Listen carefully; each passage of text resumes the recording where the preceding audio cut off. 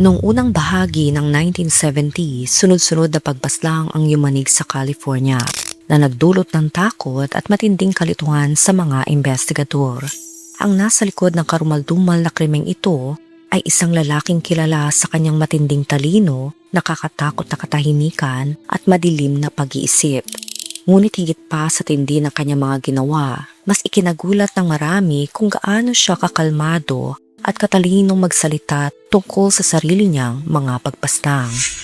Ito ang nakakatindig balahibong kwento ng isang lalaki na lumaki sa gitna ng takot, galit at lihim na pagnanasa na hindi kayang ipaliwanag. Isang batang kalaunay magiging isa sa pinakakilalang pangalan sa kasaysayan ng tunay na krimen sa Amerika.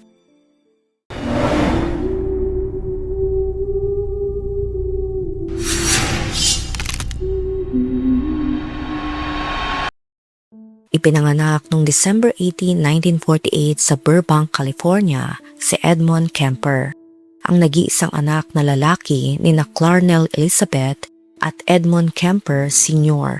Lumaki siya kasama ang kanyang dalawang kapatid na babae, si Lee at si Susan. Nang siya ay 9 na taong gulang, naghiwalay ang kanyang mga magulang.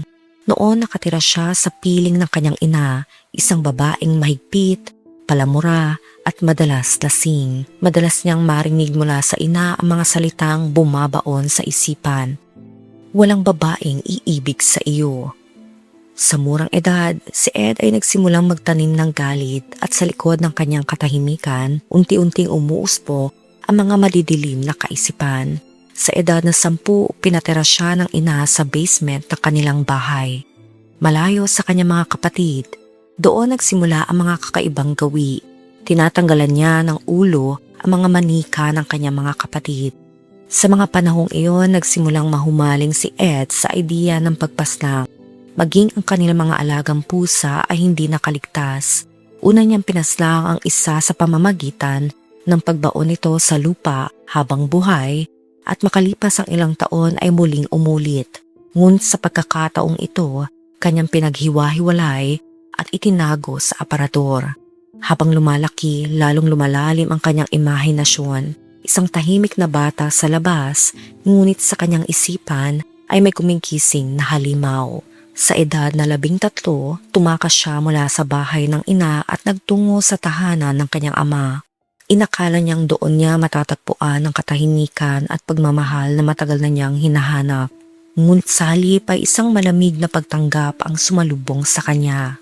Muling pinabalik siya sa ina, ngunit sa pagkakataong iyon ipinadala naman siya sa bahay ng kanyang mga lolo't lola sa North Fork, California.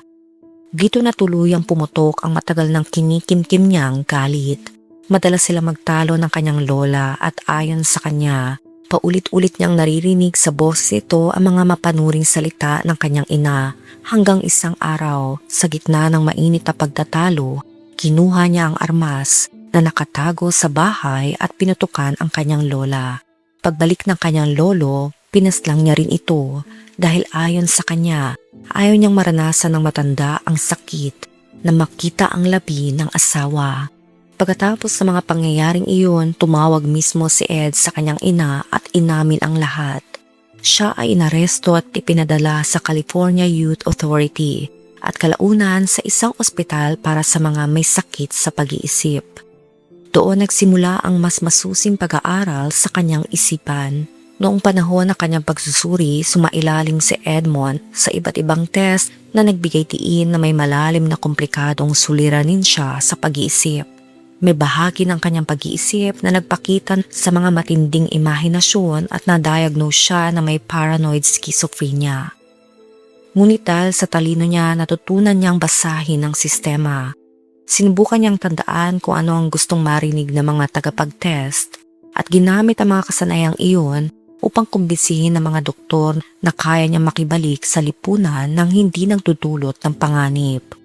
Nang umabot siya sa 21 years old, noong 1969, pinayagan siyang lumaya.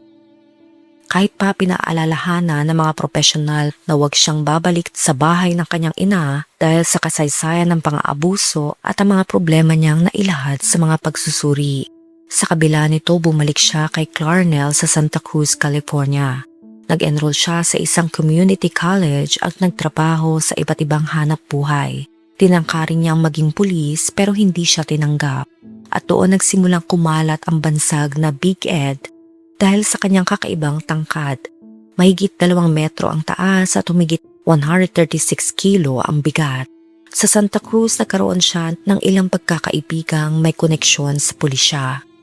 May nagbigay sa kanya ng badge mula sa training school, may nagpautang ng mga gamot o kagamitan at mayroon ding nagpahiram ng armas. Noong 1971, nagtrabaho siya sa Department of Transportation at nagtipid-tipid para makaalis sa bahay ng ina. Lumipat siya sa Alameda at nakatira kasama ang isang kaibigan.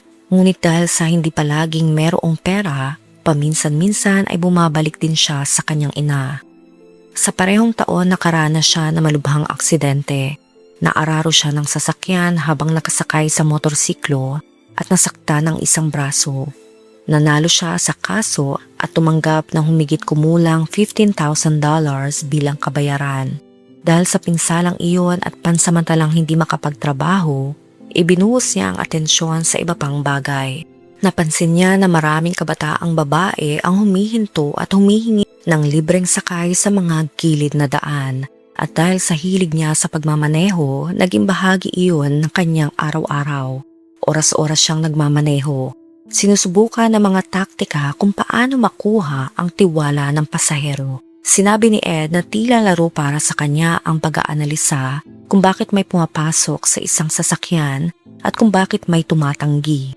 Pinag-aralan niya ang mga reaksyon at inangkop ang kanyang kilos. Sa pera mula sa insurance, bumili siya ng isang dilaw na Ford at dahan-dahan inihanda ang mga kagamitan na sa tingin niya ay makakatulong sa kanyang mga plano. Mga kumot, plastik at ilang pirasong tali o posas. Sa umpisa ang intensyon umano niya ay makipagkilala lamang, makipag-usap at magkaroon ng mga kakilala.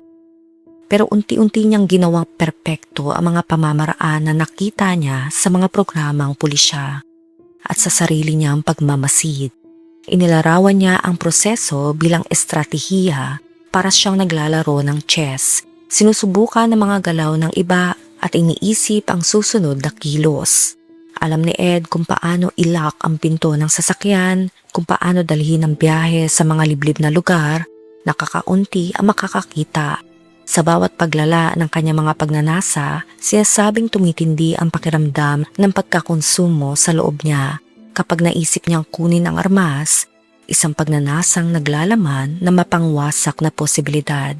Ngunit sinasabi rin niya na alam niyang kapag inaksyon niya iyon, kailangan may mangyari at iyon ang laging bumabalot sa kanyang isip.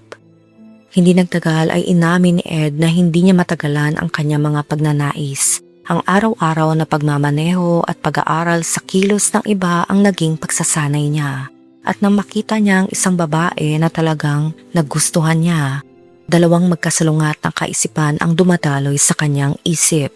Ang isa ay ang simpleng pagnanais na makipag-usap at makilala. Ang isa pa ay ang madilim na imaheng kung paano magiging biktima ang babae. Noong May 7, 1972, 2 estudyante mula sa Fresno State, sina Mary at Anita, parehong 18 years old, ang sumakay sa kotse ni Edmond or Ed papuntang Stanford. Sa unang tingin, tila normal ang biyahe, ngunit huminto si Ed sa isang liblib na lugar at doon nagsimulang magbago ang takbo ng kanilang gabi. Ayon sa pagkukwento niya, hinawakan niya sa leeg o nilapitan niya ang mga babae at pinigilan silang umalis. Inako niya na isa silang banta kung iiwanan silang buhay kaya nagpasya siyang pigilan ng mga ito upang hindi na maging saksi. Nilagay niya ang isa sa likod ng sasakyan habang sinubukan naman niyang pigilan ng isa pa. Sa kabila ng paglaban at pagtalon ni Mary upang makatakas, napatigil ang kanyang pagsisigaw at kalaunan ay nasawi din ang dalawa. Inilagay ni Ed ang mga labi sa trunk, bumalik sa Alameda at ipinasok ang mga ito sa kanyang apartment. Nang oras niyang nakaisa, kumuha siya ng mga larawan at sinabing sinanay niya ang sarili sa mas malamig na paraan ng pagproseso. Hindi natin maidetalye rito ang teknikal na paraan ng anumang karahasan at inihanda na ang mga labi para itapon sa ibang lugar. Sa daan pabalik sa Santa Cruz, pinahinto siya ng isang pulis dahil nasira ang kanyang ilaw sa likod. Napakakalmado umano niya at nakalusot ng walang paghahanap. Sa paglalaman niya, sinabi niya rin kung sinubukan ng pulis na tignan ang trunk, ay papaslangin niya rin ito. Ilan sa mga aksyon na inilarawan niya ay nagpapakita ng malamig na kalkulasyon at magkunwaring normal sa harap ng otoridad. Natagpuan ang isang ulo sa mga kagubatan ng Santa Cruz noong August 15 at na-identify ito bilang labi ni Mary. Ang labi ni Anita sa kabila ng malawakang paghahanap ay hindi matagpuan. Ipinapakita nito kung paano minsan napapabayaan ang mga kaso ng nawawalang kabataan dahil sa iba't ibang konteksto ng pagtingin noon. May paniniwala na maraming ang nagsisinungaling o kusang tumatakas sa tahanan kaya hindi agad napagtuunan ng pansin ang kanilang pagkawala. Hindi nagpatigil si Ed. Nagpatuloy siyang magbigay ng libreng sakay, ngunit ngayon ay may bagong layunin. Obserbahan ang reaksyon ng mga tao sa pagkawala ng mga kaibigan nila at pagmasdan kung sino ang maaring maging susunod. Pinagmamalaki pa niya minsan sa mga kaibigan na pinag-aaralan niya ang takbo ng mga babae at sinusukat ang kakayahan nilang tumanggi o umupo na mag-isa sa sasakyan. Noong September 14 ng parehong taon, nagbigay naman siya ng sakay sa 15 years old na si Aiko na naabutan ng isang biyahe papunta sa klase ng sayaw. Dahil sa hindi pagdating ng bus, humakbang siya at inalok ng sakay. Sa kalagitnaan ng paglalakbay, ipinakita niya sa dalaga ang armas. Nawalan ng kontrol si Aiko at natakot ng husto. Sa isang hindi inaasahang pangyayari, nakalabas siya mula sa loob ng sasakyan at nasaraduhan si Ed na nagbigay sa dalaga ng isang sandaling pagkakataon. Pagkakataon na sana ay sinamantala para sumindak at kumuha ng armas. Ngunit hindi niya nagawa iyon. Sa huling bahagi ng tagpuang iyon, hindi nakaligtas si Aiko. Matapos ang nangyari kay Aiko, tila mas lalo pang lumakas ang loob ni Ed. Sa mga sumunod na buwan, mas naging mapaninlang at maingat siya. Isang taong may kakayahang magmukhang ganap na normal, kahit ang dilim sa likod ng kanyang mga mata ay patuloy na lumalalim. Kinabukasan matapos ang nangyari, kailangan niyang humarap sa isang panel ng mga psychiatrist bilang bahagi ng kanyang probation. Sa harap ng mga doktor, mahinahon niyang sinabi na siya'y nakapagtapos na, may trabaho at maayos na namumuhay. Sa bawat salita, alam niyang eksakto kung ano ang gusto nilang marinig, kaya't muli na naman siyang pinaniwalaan. Ipinahayag ng mga doktor na siya'y ganap ng rehabilitado. Isang dating kriminal na ngayon ay handa ng muling mamuhay sa lipunan. Maging ang hukom ay sumang-ayon na burahin ang kanyang record. At sa loob ng 8 taon matapos paslangin ang sariling mga lolo at lola, tuluyan na siyang malaya. Habang ang ulo ng kanyang pinakahuling biktima ay nakatago pa rin sa loob ng kanyang sasakyan. Ilang araw matapos iyon, itinago niya ang mga labi ng babae sa isang liblib na bahagi ng Boulder Creek, California. Tila nagiging laro na sa kanya ang lahat, nais niyang maramdaman ang kiliti ng panganib. Kaya madalas siyang tumambay sa isang bar na tinatawag na The Jury Room, isang lugar na madalas puntahan ng mga pulis. Dito nakipagkaibigan siya sa ilan sa kanila. Hindi nila alam, ang taong palaging nakikitawa sa kanila ay siya ring taong patuloy nilang hinahanap. Noong January 8, 1973, nakahanap siya ng panibagong biktima, isang dalagang nagngangalang Cindy Shaw. Ayon sa mga ulat, pinutukan niya ito at dinala ang labi sa bahay ng kanyang ina habang wala ito roon. Kinabukasan, maingat niyang pinaghiwa-hiwalay ito sa banyo at itinapon sa karagatan. Ngunit makalipas ang ilang araw, unti-unting inanon pabalik ng alon ang ilang bahagi ng labi ni Cindy. Isang nakakakilabot na paalala ng ginawa ni Ed. Ang ulo ni Cindy, ayon sa sariling pahayag ni Ed, ay inilibing niya sa hardin ng kanyang ina. Nakarap mismo sa bintana ng silid nito. Sa malamig niyang katwiran, sinabi niyang lagi naman daw gustong hangaan ang ina niya. Noong February 5, 1973, pumasok si Ed sa campus ng University of California gamit ang parking sticker ng kanyang ina. isang detalye na nagbigay sa kanya ng malayang pag-access. Doon inalok niya ng sakay ang dalawang estudyante, sina Rosalind Thorpe at Alice Liu. Si Rosalind ang unang sumakay at dahil dito nagtiwala rin si Alice. Sa gitna ng biyahe, saglit na natahimik si Ed. Pagkatapos, marahan niyang inilabas ang armas at inatake si Rosalind. Nataranta si Alice at sinubukang makaligtas, ngunit hindi na siya nagkaroon ng pagkakataon. Ipinailalim ni Ed ang mga labi sa kumot at sa paglabas niya sa gate ng unibersidad, sinabi niyang nalasing lang ang mga babae at ihahatid niya sa dormitoryo. Dito, walang nagduda. Pagdating sa bahay, muling inulit ni Ed ang nakasanayan. Inalis niya ang mga bala, pinaghiwa-hiwalay ang mga labi at itinapon ang mga ito sa iba't ibang lugar. Makalipas ang ilang linggo, may mga kabataang naglalakad malapit sa Highway 1 na nakakita ng isang buo at panga. Sa kalaunan, natukoy ng mga investigador na ang mga labi ay kay Rosalind at Alice. Dahil sa sunod-sunod na pagpaslang, bumagsak ang bilang ng mga estudyanteng pumapasok sa universidad. Nagpatupad ang paaralan ng bagong sistema ng mga school bus upang hindi na kailangan maglakad o magpasakay ang mga estudyante. Ngunit sa likod ng mga pagbabagong ito, nanatiling malaya ang lalaking responsable sa takot na bumalot sa Santa Cruz. Noong panahong iyon, 3 halang ang kaluluwa ang sabay-sabay na gumagalaw sa parehong lugar. Si John Linley Fraser, Herbert Mullin at Ed Kemper. Dahil dito, tinawag ng mga mamamahayag ang lungsod bilang the capital of the world, ang kabisera ng mga karumal-dumal na krimen. At sa gitna ng takot na iyon, isang pangalan ang unti-unting sumisikat sa mga bulong-bulungan. Ang matangkad, tahimik at tila maamong si Big Ed. Isang taong walang nakahihinala, ngunit may lihim na mas mapanganib kesa sinuman. Di nagtagal, makalipas ang humigit kumulang 74 na araw mula ng paslangin ni Ed ang huli niyang mga biktima na sina Rosalind at Alice, tuluyan nang umabot sa suktulan ang madilim na galit na matagal niyang kinikimkim. Matagal nang magulo ang relasyon ni Ed sa kanyang ina na si Clarnell. Sa likod ng kanilang tahanan, unti-unting nabuo ang galit at sama ng loob na kalaunan ay hahantong sa trahedya. Noong April 20, 1973, matapos umuwi mula sa isang pagtitipon ng kanyang ina, pinaslang ni Ed si Clarnell habang ito'y natutulog. Kalaunan, inamin din niyang labis niyang nilapastanganan ang labi nito matapos ang krimen. Para sa maraming investigador, ito ang naging pinakamatinding bahagi ng kanyang mga nagawa. Ang sandaling tila lumabas lahat ang galit na matagal niyang itinago. Ngunit hindi pa roon nagtapos ang bangungot. Kinabukasan, April 21, 1973, dumating sa bahay ang kaibigan ng kanyang ina na si Sally Hallett upang hanapin si Clarnell.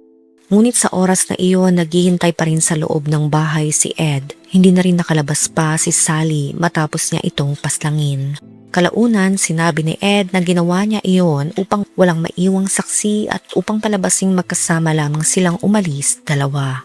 Sa kabuuan, umabot sa 10 ang naging biktima ni Ed. Kabilang dito ang kanyang mga lolo't lola na si Maud at Edmond, mga kabataang babae at estudyante na sina Mary Ann, Anita, Aiko, Cindy, Rosalind at Alice. At ang huli niyang mga naging biktima ay ang kanyang ina na si Clarnell at si Sally. Tahimik at malalim ang naging wakas ng paglalakbay ni Ed. Hindi dahil siya ay nahuli sa gitna ng krimen, kundi dahil siya mismo ang nagpasyang huminto at magtapat. Nung tumawag siya mula sa public telephone sa Pueblo, Colorado at inamin ng mga krimen, unang nag-aalinlangan ang mga pulis. Kilala nila si Big Ed bilang isang pamilyar na mukha sa komunidad.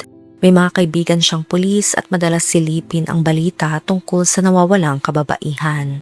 Ngunit ang pinayuhan sila ni Ed na puntahan ang bahay ng kanyang ina, doon na tumama ang katotohanan.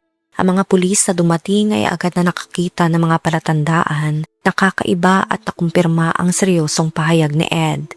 Agad siyang in-interrogate, hindi lang isang beses. Sumunod ang mga mahabang sesyon na dinaluhan ng mga taga-imbestiga, prosecution at psychiatrist. Dinala niya ang mga opisyal sa mga lugar kung saan itinapon ang mga labi at inilarawan niya ang mga pangyayari ng detalyado. na nagpatibay sa mga akusasyon laban sa kanya.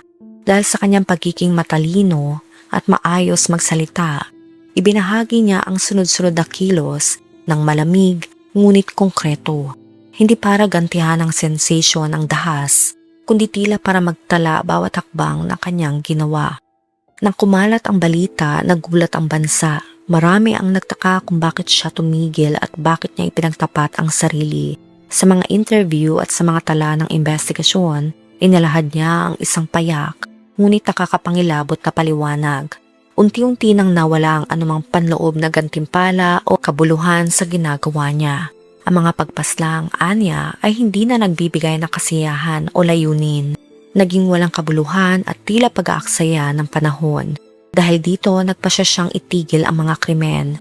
Sa halip na patuloy na maghanap ng sunod-sunod na biktima, pinili niyang ilahad ang lahat at hayaan ang hustisya na humawak sa kanya. Ang kanyang kooperasyon, ang pagsasabi ng mga detalye at pagtuturo sa mga lugar ang nagpatibay sa kaso ng mga otoridad. Sinampahan siya ng maraming pagdawit at dinala sa korte. Nagsimula ang mahabang proseso ng paglilitis na magtutukoy sa hatol at parusa. Para sa maraming pamilya ng biktima, ang mga sagot na ibinigay ni Ed ay nagdulot ng sariwang sakit. Ngunit nagbigay din ng ilang pagsasara dahil nakuha ng mga pulis ang mga ebidensya at mga paliwanag na matagal na nilang hinahanap. Sa paglipas ng panahon, unti-unting nabuo ang kabuoang larawan ng kaisipan ni Ed.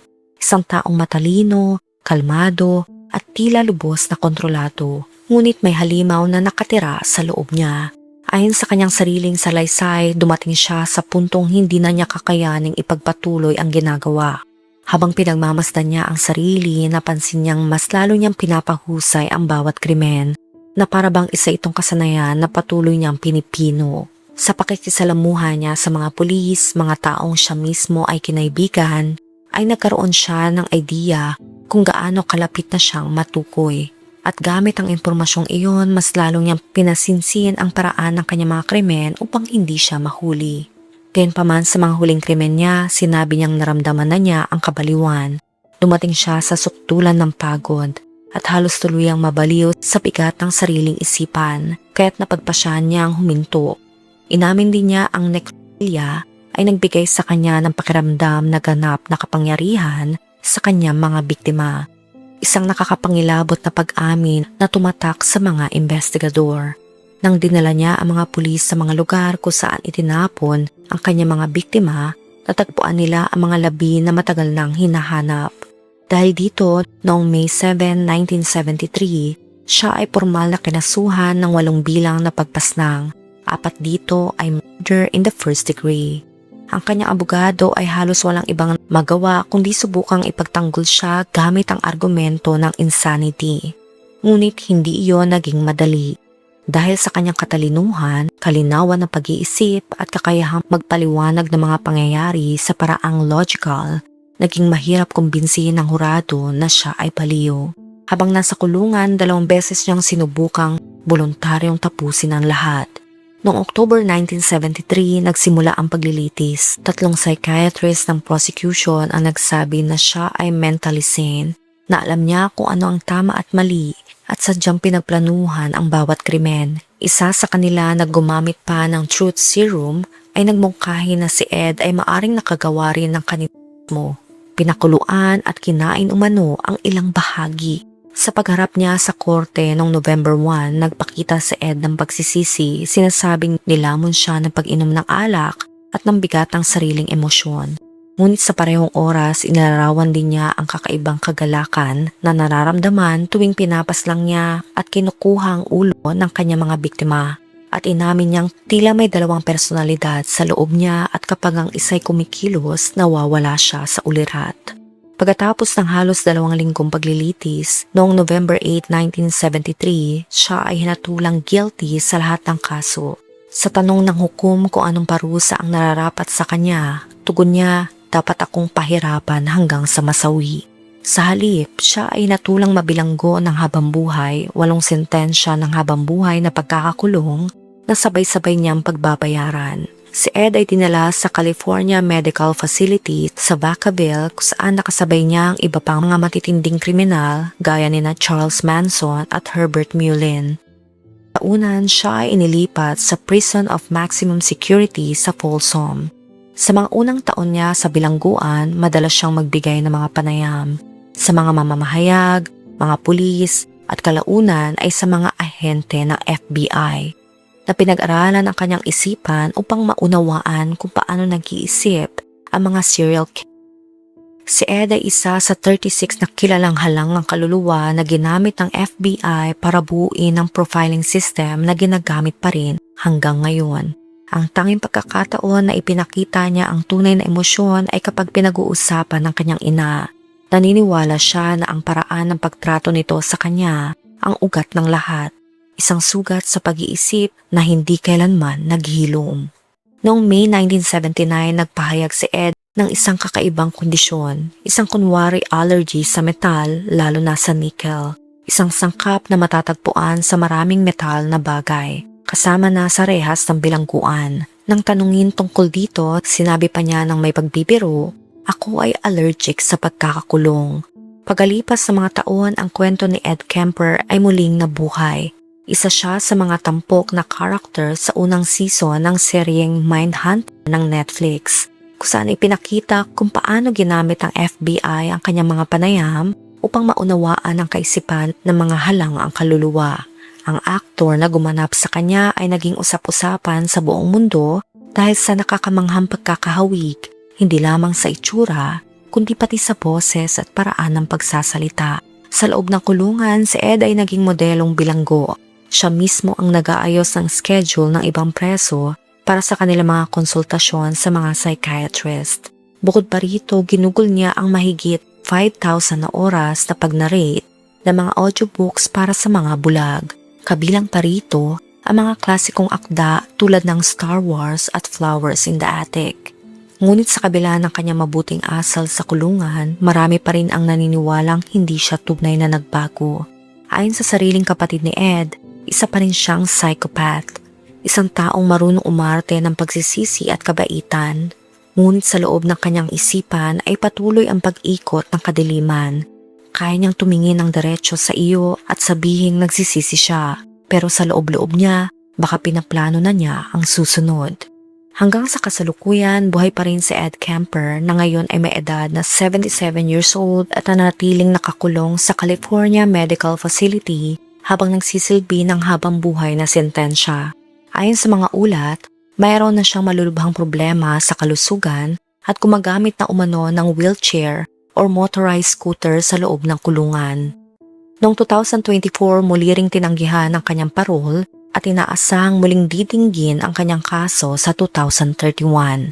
Sa huli, isa siyang paalala kung gaano kakomplikado at misteryoso ang isipan ng tao, na minsan sa likod ng katahimikan at katalinuhan, nagkukubli ang isang halimaw na walang sino mang nakakita hanggang sa huli.